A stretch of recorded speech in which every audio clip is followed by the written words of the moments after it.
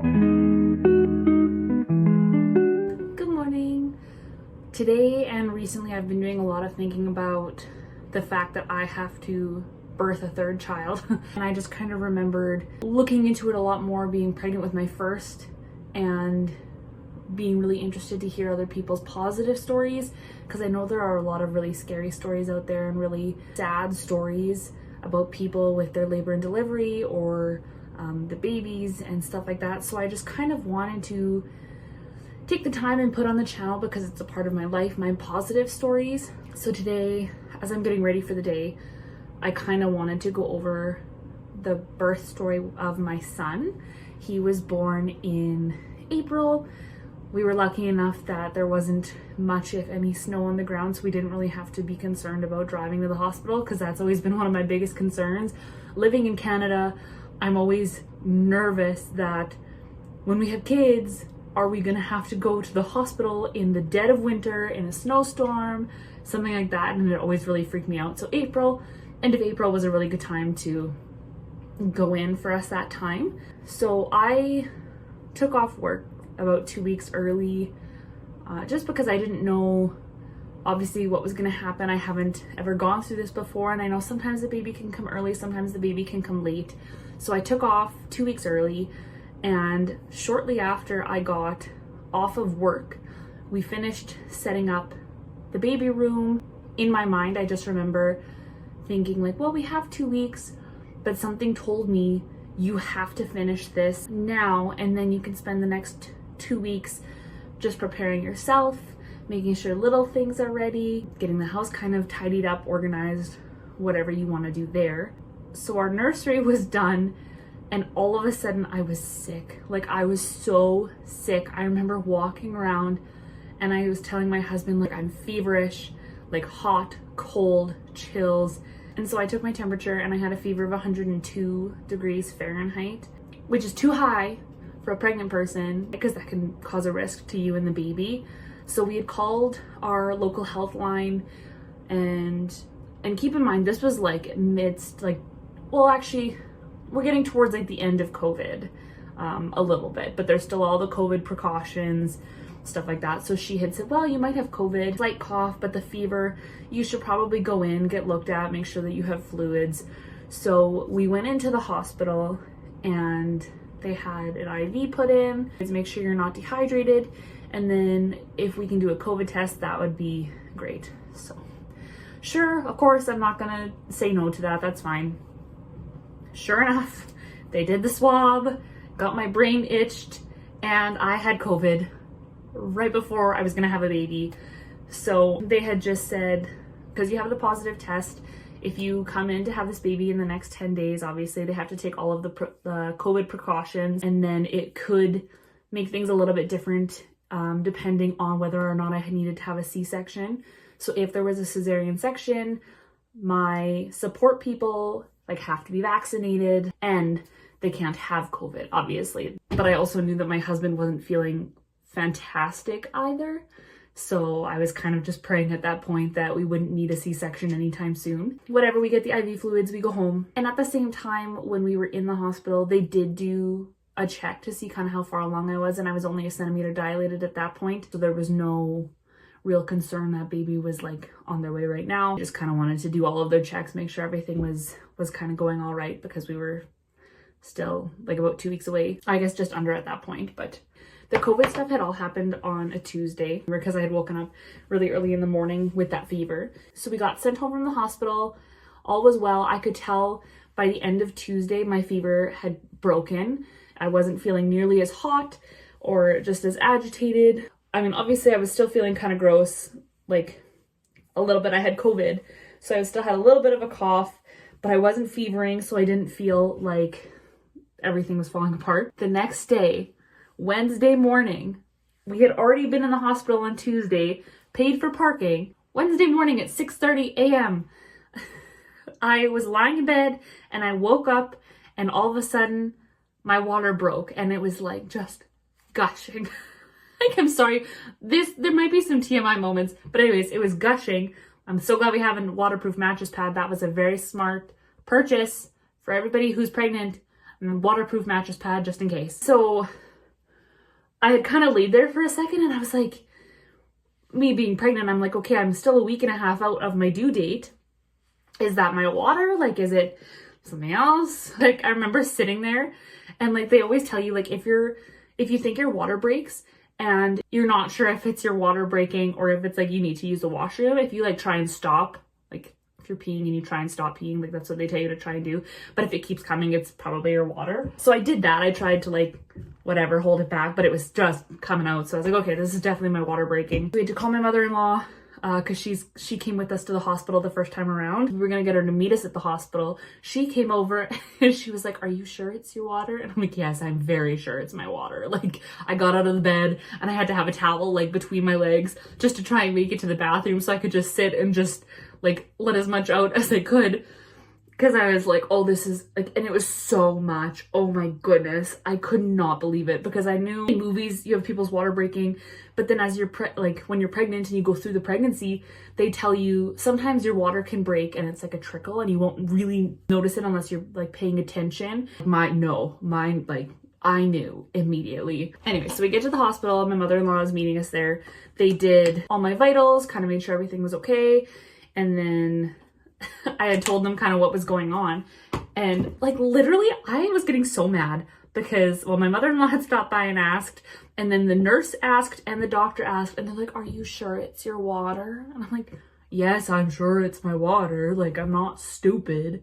Like, I did the check where it's like COAT, like color, odor, amount, and what time. Like, you're supposed to keep track of all those things when you think your water breaks. I'm like, I did the checks. I know it's my water because I'm like, I was in bed and then it was gushing on the, like, into the bathroom. And then even on the way to the hospital, I was sitting on a towel and I was like, it's gushing everywhere. They checked the liquid and they were like, yeah, it is your water breaking. So that's fine. Like, confirming it. And then they had asked me if I had any other symptoms, like any contractions or anything, which I hadn't at that point. Like, I was like, no, it's just my water breaking. Like, even getting closer to the end, the only other symptom I had that I was going to go into labor, and I was pretty sure I was going in early, was the fact that my son was sitting so low that I told them even at work before I left, I was like, I feel like I'm walking around with a ball between my thighs that, like, if I move wrong, it's coming out. Like, that's the only way I could describe it. But I said, like, that was my only other symptom. No contractions, nothing like that. They also had checked my dilation, and I wasn't very dilated. And because I wasn't having contractions, they had told us that we could go home, that we needed to come back in 24 hours if nothing had changed yet. Because they also said all of their rooms were full at that point in time. So that's fine. You know, if I haven't had contractions, like, I was fine going home, waiting it out, seeing if they start. I've always heard it's more comfortable laboring at home anyways. Went home and like I had a shower, kind of got ready, got our, like, all of our last minute stuff was ready, even though we had our bags in the van. But I was like, okay, anything last minute that needs to be done or whatever, like, we can do it now because we know we're going in tomorrow to have this baby for sure. Nothing happened. Like, nothing happened. I had no contractions, nothing. Like, I was like, I don't know what's happening. So the next morning we went in a little bit earlier than what they had even told us. She said, well, you can come in at 9. We were there at like 6 or 6:30 because I was like, this is not happening. Like, I want to go in. The other thing is too, is if your water is broken for too long, you start to get an infection, and they didn't really seem, not that they didn't care, but like they weren't really that concerned about it. But anyways, whatever, we were there and they were like, well, we still don't really have much in terms of space. Well, that's fine. I'm like, my water's been broken for over 24 hours. Like, you need to get me in. This is just how it is. So when we got in that morning, they checked my cervix again, still only about 1 centimeter dilated. We went over the process of that we were going to have to be induced because my body just didn't want to get labor started on its own, which kind of made us think like it could have been maybe the COVID and my temperature that maybe pushed my body into the water breaking. Like, I know I felt that he was really low, but it was just a little bit odd that the labor itself hadn't started with like no contractions or anything like that. So I'm almost wondering if it was prematurely broken just because I was so sick. So we were going to get induced. They kind of talked us through the process, the whole like labor and delivery process. Like, okay, if this is going on, like if baby is stuck this way, or if this is happening, this is how we're going to do it. This is what you can expect. At that point, they also asked me, obviously, if I have a birth plan. And for me personally, my birth plan is give me the epidural, get me on the drugs, and let's get this baby out of me safely for both me and the baby. That's pretty much it. My birth plan is epidural. I don't want to be stressed out myself if I make a birth plan and then it doesn't get followed or things change, because I feel like that puts so much unnecessary stress on some people. And that's so hard because people then look back at their delivery stories and like, oh, that really sucked that we couldn't do it this way. Are you healthy and is your baby healthy? Like that, to me, that is the biggest concern. That is the only thing that mattered to me. And please give me the drugs. So we had been in the hospital since like 6:30, and they finally got me into a labor and delivery room at like 11 o'clock a.m. So we were in triage waiting, and I was so nervous because I'm like, my water's been broken for far too long already. We were introduced to our nurse. She was wonderful. Our labor and delivery nurses here are amazing. Like, they're so attentive, they're so kind. Even this one, like, because I was dealing with COVID, right? So they had to always gown up and mask up and stuff.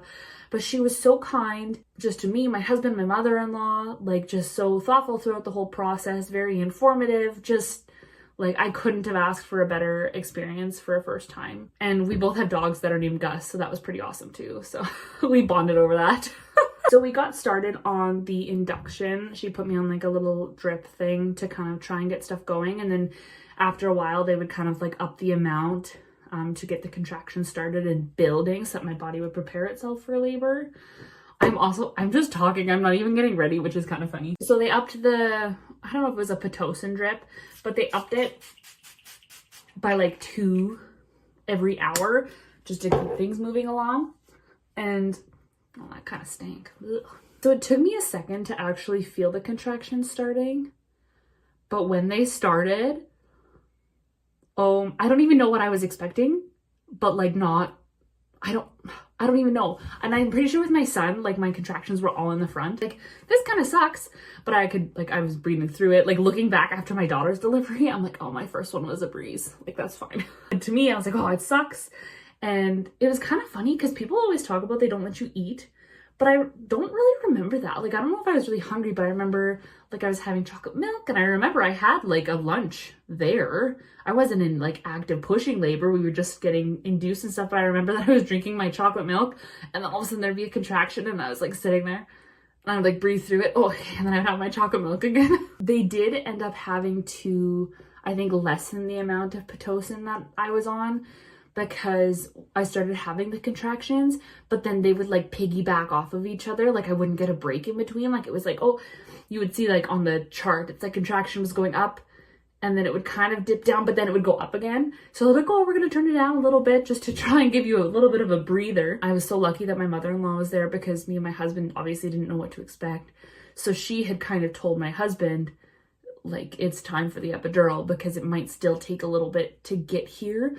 And I am kind of one to just tough it out. So I'm not very decisive.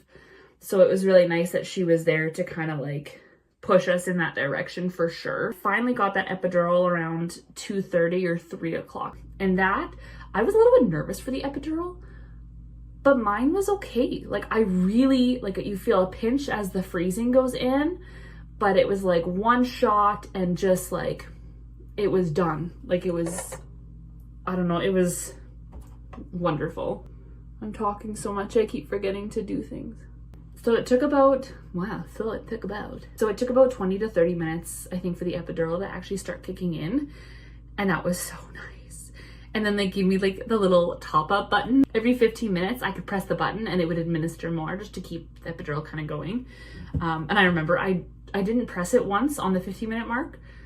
And it didn't take too long before I kind of started feeling the contractions again. So I was like, press it again, like no more pain. One of the tests that they do to check and see how your epidural is working is they'll take ice, they'll put it on your cheek, and then they'll put it like here, and they'll kind of work their way down just to see like kind of if you're numb, I guess. So like, I remember for me, she put it here, I was like, yeah, it's cold. But even as soon as she got to my ribs, I was like, oh, don't really feel much. So like, I was almost numb from like the ribs down. Like, I didn't feel much of a thing. Like, it was whatever. But it was also not a great thing just because I couldn't feel when I was having contractions. I didn't know when it was happening. They're like, oh, I can see you're having them on the screen. And I'm like, I don't feel a thing. I don't feel any pressure. I feel nothing. So this one kind of worked a little bit too well, I think. I mean, I wasn't complaining. I didn't feel anything. So around 5 or 5:30, they had a doctor come in, just like do a check on how I was doing. And it was a little bit nerve-wracking because I know that shift change is at like 7 o'clock. So I'm like, okay, it's like 5:30. I was only like 4 centimeters dilated at that point. So that was kind of like a little bit frustrating because I feel like we had been going through this already for a while and my body just did not want to cooperate at all. But it was fine. My nurse kind of walked me through different laboring positions. And then there was one position, the flying cowgirl, where it's like you have like a peanut ball like between your legs and you're on your side. And she said she doesn't know why, but this is the position that she found always worked to get people's bodies to like move along in labor and delivery process. So we went on my first side because normally you do one side then the other. So we were on the first side. She had kind of gone out of the room, and then all of a sudden I was telling my husband, like, we need to call her back in here. Like, I'm feeling a lot of pressure.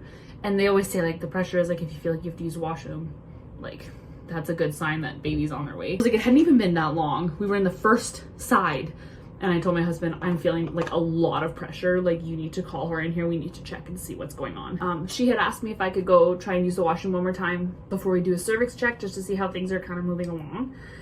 And she gave me a straw because apparently when you have the epidural, obviously it's hard to tell kind of what's going on. It's supposed to be easier to use the washroom if you're blowing into a straw. Didn't work for me, of course. But I had tried to use the washroom and then I was like, there's a lot of blood, like a lot of blood all of a sudden. So we got me up onto the bed. She did a quick catheter just to make sure that everything was kind of out and ready to go. So she like started to do the cervix check and she's like, that is the baby's head, like just about right there. So she was kind of like, we're gonna get a doctor and we're gonna have a baby. So like from 4 centimeters dilated, get in one position for not very long, and all of a sudden I'm at like a 10 centimeter dilation and baby's like right there. So it was so fast. I also, as we were getting into that active labor, I got the shakes so bad. Like my whole body was just shaking. Like it was, and this was before getting up to use the washroom. Like this was like, okay, I was feeling pressure and then we had decided we're gonna get up to use the washroom. And I was so shaky. So then when the doctors came in and there were other nurses that had come in because shift change was kind of happening, which was really upsetting because like this nurse that had been with us this whole time, she didn't even get to stay there for the birth of my baby. Anyways, so it was like 7 o'clock p.m. and the doctor had said we can wait a little bit longer before baby shows up. Like she had a C-section to do and she was going to be the doctor that was delivering my baby. So she was going to go do her C-section first, which also I'm like, that sounds really dumb. Like I'm ready to go and you're like, oh, I got to go do this first. Like, how do you tell a woman in labor to just hold on? Because we were being induced, me and Elias were being really closely monitored and they had noticed that my heart rate and his were climbing a little bit. So they had decided, oh, we're going to get another doctor. Like another doctor is going to come in and do this because we can't wait any longer. So we had another doctor come in. The room was set up pretty quickly. It's kind of impressive how they set up and take down rooms so fast. But doctor was in and then it was about 3 contractions, around 10 smaller pushes kind of. And then I think 5 to 10 minutes and he was here. And pushing is hard, especially when you have COVID and you have to wear a freaking mask in the delivery room. Oh, that was stupid. And then I was a little bit frustrated because I had brought it up a couple of times where like, well, my water's been broken for a long time. And then the doctor had said, did they tell you that you have a little bit of an infection? No, nobody told me that I had an infection. Nobody said anything about it. So she was a little bit frustrated that nobody had mentioned it to me. And I asked her, I was like, is it because of my water being broken for so long? And she said, yeah. She said, usually once baby's here, it helps clear it up, obviously. I think it was fine, but it was just a little bit frustrating that I knew that that could have been an issue and nobody really said anything about it to me. So that's pretty much the labor and delivery story. I find the postpartum in the hospital kind of sucked because I could not feed him. Like, my milk did come in for like 5 days. So I couldn't feed him in the hospital. He was screaming. He was so hungry. I am a first-time mom, so I didn't think to bring any formula. And the postpartum nurses took so freaking long to do anything. I mean, not all of them are like this, but ours, like, especially this first time around, like, I wanted to just cry because my baby's so hungry and I can't feed him. And they, like, eventually brought a pump, but I'm like, I have nothing to give. Like, can we please get some formula? And then he wasn't drinking out of a bottle. So then I literally asked her to bring me a spoon to see if we could spoon feed him. And it took her over 2 hours and she still didn't bring me a spoon. So my father-in-law went to the nurse's station and asked them for a spoon. Like, how ridiculous is that? And then eventually we had somebody come in and she kind of introduced the concept of like finger feeding, because we needed to use a little bit, like a tube on our finger that had formula in like a syringe. And then we would put it in his mouth so that way he would kind of suck on our finger. And then when he would like suck, we would push the formula out just to get him used to like the motion of like either a bottle or nursing how to get the milk. It took so stinking long to get that. So we learned better for Gracie. When she was born, we brought like pre-made formula just in case I couldn't provide any milk for her at that time. The aftercare for both kids was kind of frustrating. It was actually very frustrating. But anyways, so Eli was born at like 8:40 p.m. So from the time, like, it was a day and a half after my water broke that he finally showed up. So it was a little bit of a longer day, but I think all in all, like, the fact of having to be induced and having a first baby, like, I've heard so many horror stories about being induced or epidurals not working and stuff.